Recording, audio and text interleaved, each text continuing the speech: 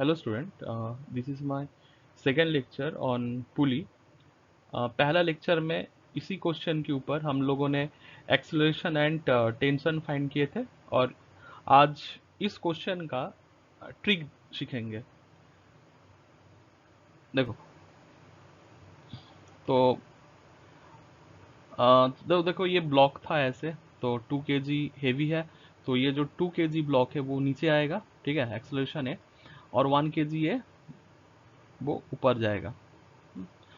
तो इस एक्सेलरेशन को हम लोग इजीली फाइंड कर सकते हैं। देखो, एक्सेलरेशन का जो फॉर्मूला है, हाँ, ये फॉर्मूला अप्लाई कर सकते हो। Acceleration equal to net pulling और pushing force by total mass.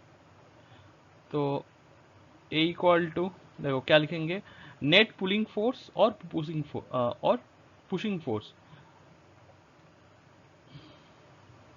तो 2 kg का जो, देखो 2 kg का ग्रेविटेशनल फोर्स है वो नीचे की तरफ है, 2g, एंड 1 kg का भी ग्रेविटेशनल फोर्स डाउनवर्ड में है। तो फिर नेट पुलिंग फोर्स क्या होगा? नेट पुलिंग फोर्स होगा 2g minus G divided by total mass, मतलब 1 + 2 total mass of the system. 1 + 2 कर देंगे, ठीक है, तो 2g माइनस जी/3। तो ये ट्रिक के मेथड से इजीली हम लोग एक्सेलरेशन फाइंड कर सकते हैं। ओके, नाउ इसके बाद हम लोग सेकेंड क्वेश्चन में जाते हैं। ओके, देखो ये यहाँ पे तीनों ब्लॉक गिवन है, 4 kg, 2 kg एंड 1 kg का ब्लॉक है, ठीक है। सो यहाँ पे चलो देख लेते हैं।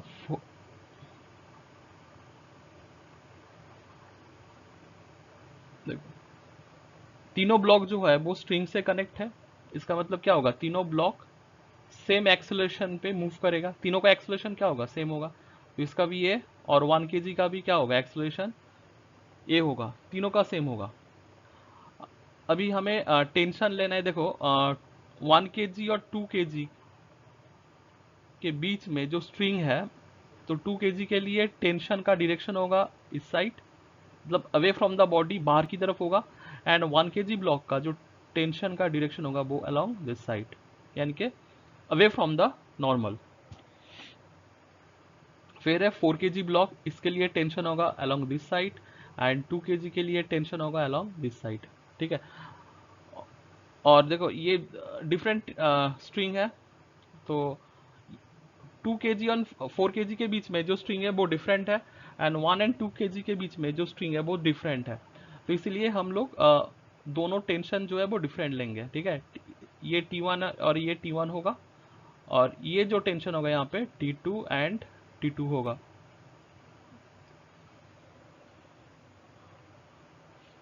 इसके बाद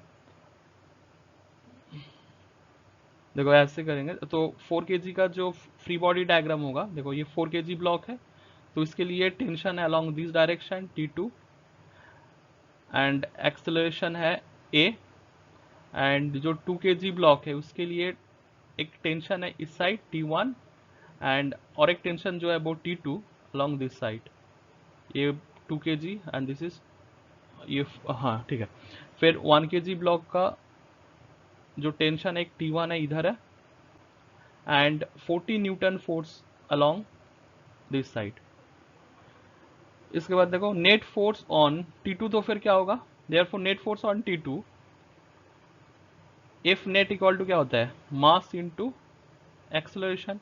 सो net force T2 equal to mass 4a, and net force on 2 kg क्या होगा, T1 माइनस T2। देखो T1 T2 से ज़्यादा है, हाँ तभी ना इस साइड मूव हो रहा है, ठीक है। तो T1 minus T2 net force equal to mass कितना है 2a, और T1 के लिए नेट फोर्स कितना हो जाएगा 14 minus T1 net force, equal to, ये 1 kg है, तो equal to mass into acceleration 1 into A. ठीक है, अभी तीनों इक्वेशन को सॉल्व करेंगे। ठीक है, नाउ ये है इक्वेशन 1, दिस इज इक्वेशन 2, और ये है equation 3।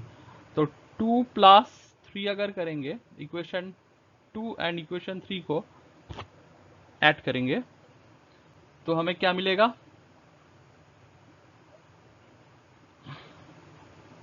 Adding 2 and 3, so 14 minus T2। ठीक है, प्लस T1 माइनस T1 क्या होगा? कैंसिल होगा। तो 14 minus T2 equal to 2A plus A। Therefore 14 equal to T2 plus 3A। ठीक है, फिर इसके बाद हमें यहाँ पे फ्रॉम इक्वेशन 1 T2 का वैल्यू कितना है? 4A है। नाउ इसको इक्वेशन 4 ले लो। ठीक है, नाउ फ्रॉम इक्वेशन 1 T2 का जो वैल्यू 4A है वो इक्वेशन 4 में सब्सटीट्यूट करेंगे। Therefore 14 equal to 4A plus 3A।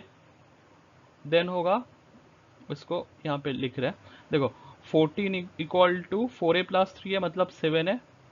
Therefore acceleration equal to 2 and tension T2 तो फिर कितना होगा? Therefore tension T2 equal to 4 into 2 that is 8 meter पर second square and tension T1 equal to, T1 का value equation 3 से find कर सकते हैं। देयरफॉर देखो यहाँ पे T1 इक्वल टू क्या लिख सकते हैं? 14 माइनस ए, और ए का वैल्यू कितना है? 2। Therefore 14 minus 2 equal to 12 newton. ठीक है, ये टेंशन T1, टेंशन T2, अच्छा ये T2 का वैल्यू मीटर पर सेकेंड स्क्वायर नहीं, ये टेंशन है तो न्यूटन होगा, है ना, फोर्स न्यूटन में होता है, सो ये न्यूटन में आएगा।